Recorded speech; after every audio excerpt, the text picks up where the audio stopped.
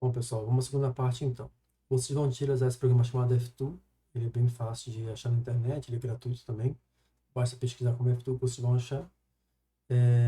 E aí a gente vai usar ele para fazer, calcular os esforços, né? De tração e compressão que a ponte vai sofrer, para a gente saber qual o limite de carga que a gente consegue aplicar na nossa ponte até ela quebrar.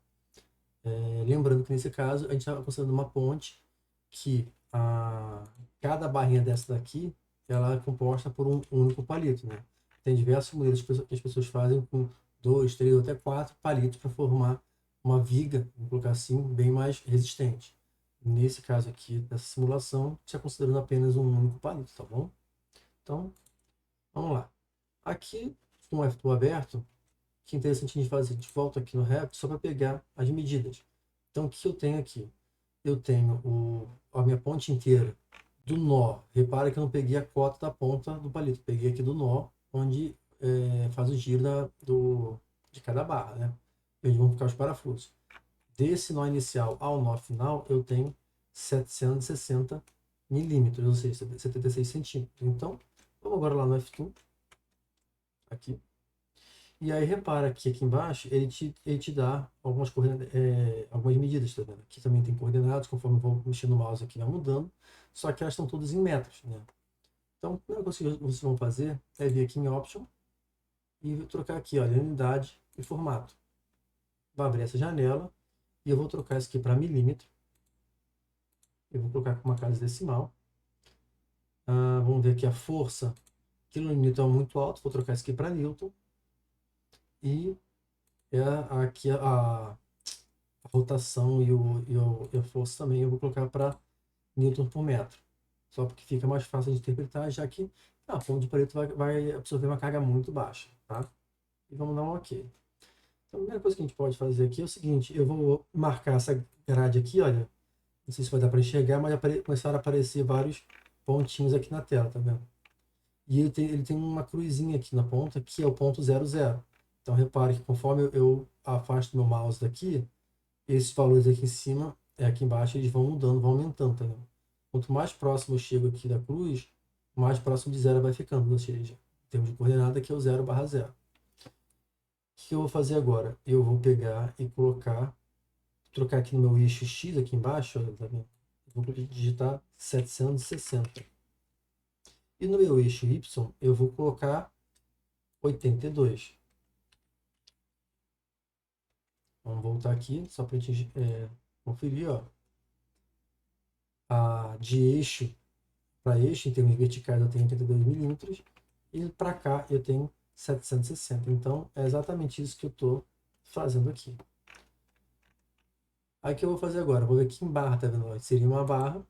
Só que ao invés de eu só clicar, eu vou marcar essa opção aqui, Snap. Aí repare quando marca a opção Snap, o mouse ele vai sempre ficar colado num desses pontinhos, tá vendo? Então eu vou clicar aqui de um pontinho para o outro. Tá vendo? Com o Snap fica mais fácil de eu garantir que eu fiz exatamente uma barra de 760 milímetros. E agora eu posso desmarcar ele, já não tem mais necessidade.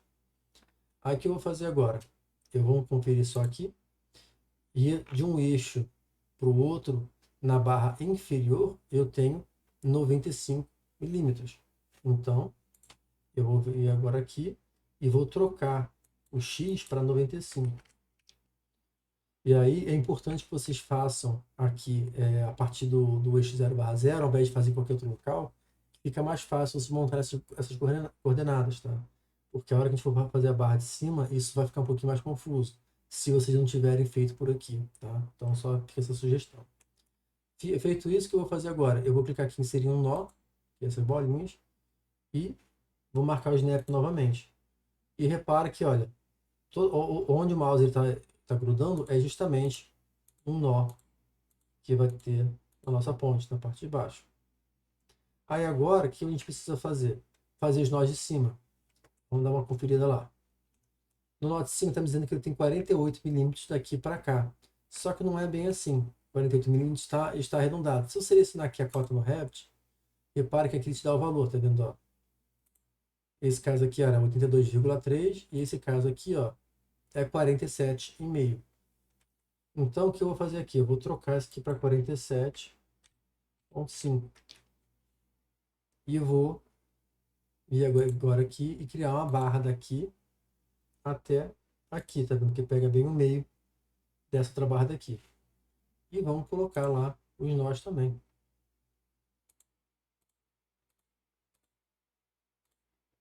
Pronto. Agora, tudo que eu tenho que fazer é apenas conectar os pontos, né? Aí, no caso, a gente está fazendo uma treliça simples, né? Triangular. Tem vários formatos de fazer treliça, né? Então, aqui eu estou mostrando para esse modelo especificamente, mas teriam outras formas de vocês fazerem isso aqui também, tá? Vocês ficam à vontade para testar outros formatos. Pronto. Feito isso, eu estou com a minha treliça montada lá na FTool. Eu posso vir aqui, por exemplo, e em cota, ó, e fazer uma cota daqui para cá, só para conferir, ó. Aqui para cá, 82. Posso colocar aqui também. Então, dessa maneira a gente pode ir fazendo as cotas e ela está ficando lá com o mesmo formato daqui já. Aí, o que a gente tem que fazer agora? Criar os apoios, né? Então, o que eu vou fazer? Vou selecionar aqui essa pontinha aqui, esse nó aqui da ponta. Vou vir nessa parte, ó, suporte, e vou mandar fixar ele, tá vendo, ó? Fixar deslocamento no eixo X e no eixo Y. Vou fixar nos dois, tá vendo? E vou aplicar lá, clicar no último botão para ele poder aplicar. Então ele colocou aqui o símbolo do engastamento. E vou vir agora aqui, na outra ponta, e vou mandar fixar só o eixo Y. Eu poderia também fixar os dois, tá? Tanto faz. O teste de vocês não vai mudar em absolutamente nada. Mas no F2 precisa que pelo menos um deles esteja engastado para poder fazer o teste, para fazer a simulação. Claro que na prática a gente não vai engastar pontos quando for fazer o teste na hora de quebrar, mas é mais uma questão de funcionamento do programa, né? Eu poderia vir aqui também, deixar os dois marcados, que não vai mudar em absolutamente nada o meu resultado final, tá bom? Tá, já montei a geometria de modo geral, o que falta fazer agora? Eu começar a aplicar os materiais, senão eu não consigo fazer nenhum cálculo, ó. Então, eu vou vir nessa primeira opção aqui, material. Eu vou mandar criar um novo material. Vou colocar aqui, Victor. Ó, tem a opção de genérico, aço, concreto, alumínio. Vou pegar aqui o genérico mesmo. Ok. O palito de picolé, ele tem o módulo de elasticidade dele de 7.350 MPa. A verdade é que em termos de simulação do programa, mesmo que esse valor mude, não vai mudar nada em termos das reações e forças, né? Isso aqui mudaria para outra coisa na hora que a gente fosse fazer um cálculo de resistência à compressão por flambagem, por exemplo. Então, é outra história. Mas é bom de colocar o valor correto aqui, né? Feito isso, eu posso usar essa opção aqui, olha, aplicar a todos, sabe?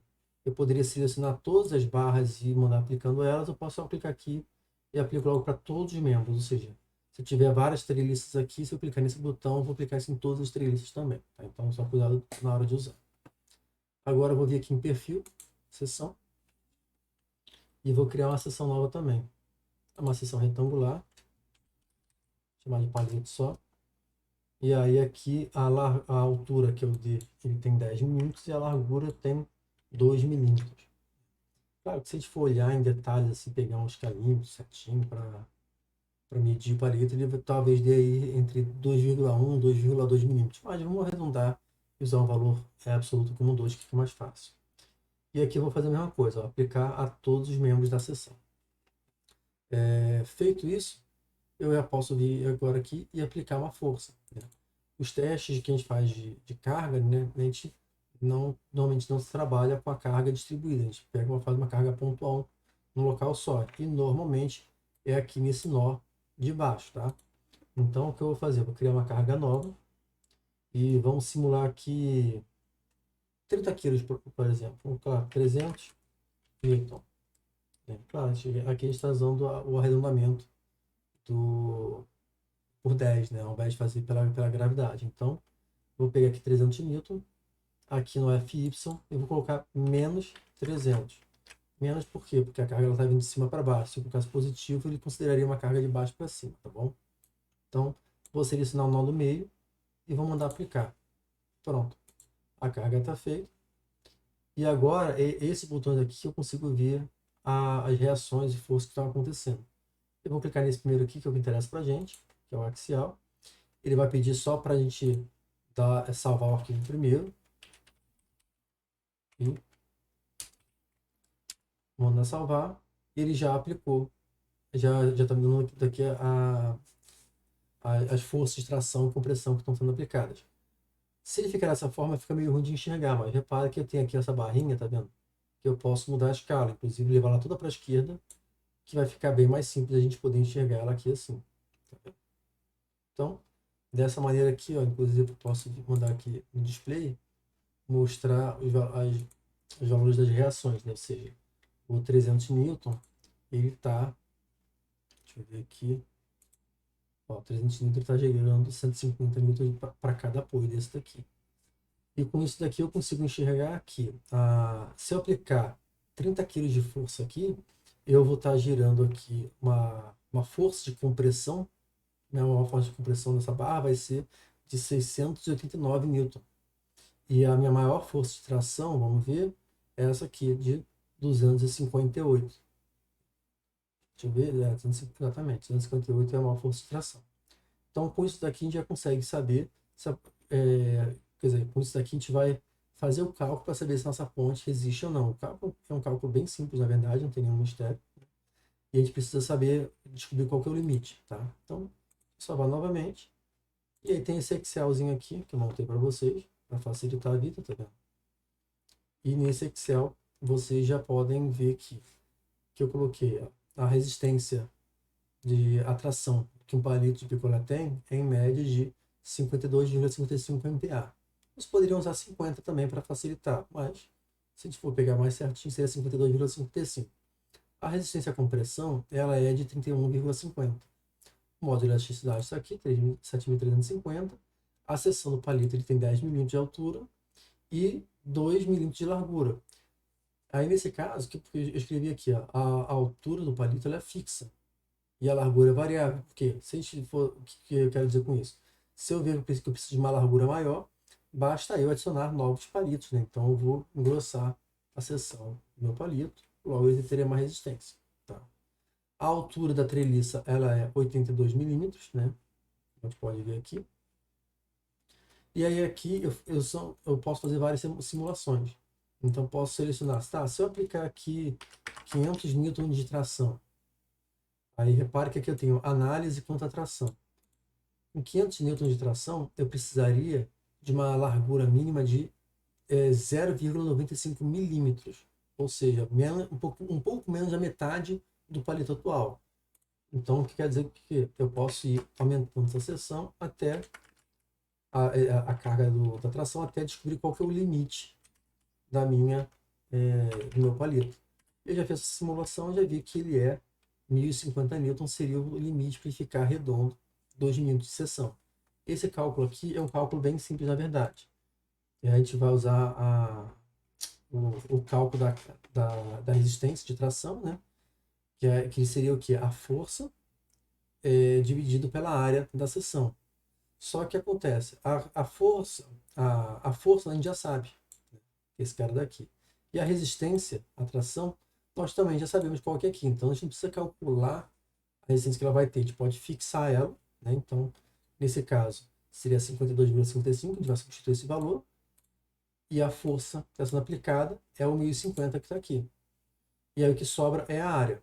Então, se eu fizer esse cálculo reverso, né, basta jogar o A para cá e 52,55 para cá, dividir esse por esse, eu vou ter uma seção de 19,98 milímetros quadrados. E aí, o cálculo da área é simples, né? É base vezes altura. Se eu fizer esse processo, eu colocar aqui, fixar o valor da área que eu preciso, que é resistente aqui, vou deixar a altura também já fixada, a minha variável é a largura. Se eu fizer o processo inverso, ou seja, esse dividido por esse, eu vou chegar lá arredondando a 2 milímetros. Então, isso aqui é só uma equação que eu coloquei para explicar como que esses cálculos aqui foram feitos. Aqui embaixo é a mesma coisa. Então, posso pegar aqui esforço a compressão e posso ir simulando vários esforços diferentes, tá vendo? Para ver o que suporta e o que não suporta.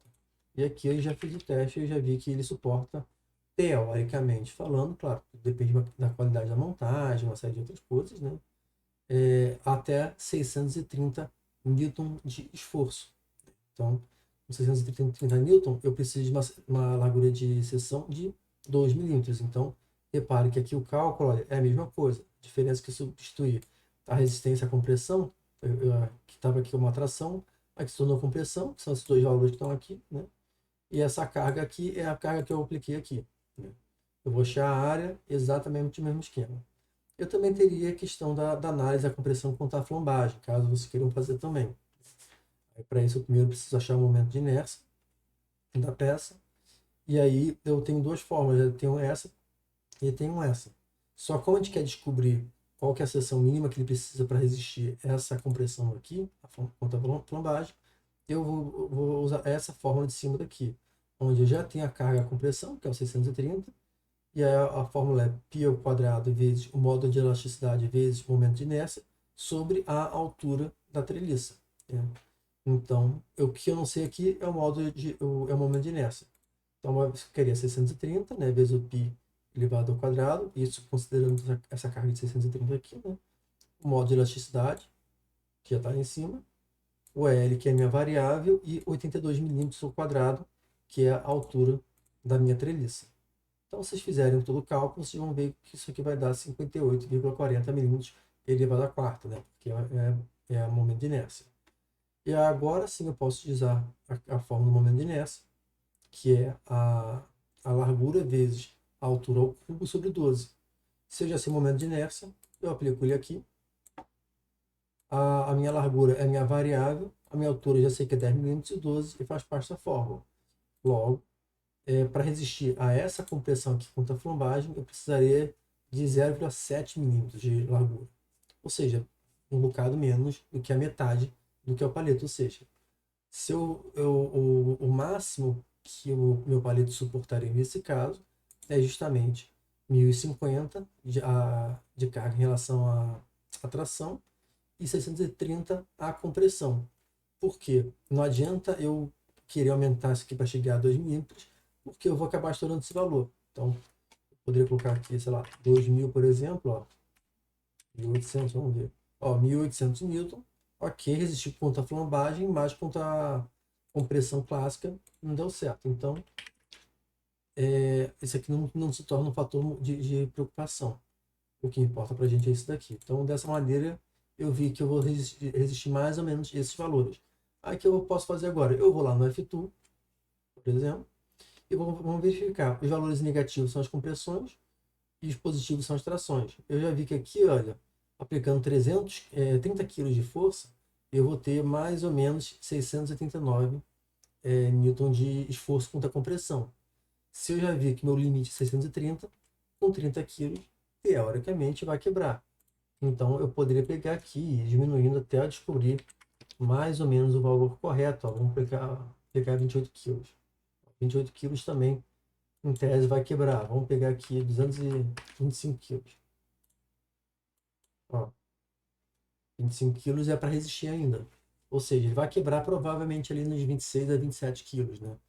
Dependendo de se a montagem foi bem feita ou não, porque isso também influencia e até na própria qualidade do palito também, tá? Então, dessa maneira aqui, vocês já conseguem ir testando e vendo, com base nesses cálculos aqui, se a ponte, até onde a ponte de vocês vai resistir. E aí, se, por exemplo, não, quero fazer uma ponte que vai ter 2 palitos em cada barra, ao invés de ser um palito só. Basta eu descobrir qual que é o limite até chegar aqui em 4 milímetros. Mas vamos dobrar inicialmente, né? Fazer um teste básico. Cadê aqui? Aqui vai ser 1260. Dessa maneira aqui, se eu fosse colocar 2 palitos em cada barra, eu resistiria até 2100 na tração e 1260 na compressão. Então, fica aí a dica para vocês, tá bom? Espero que tenha ajudado.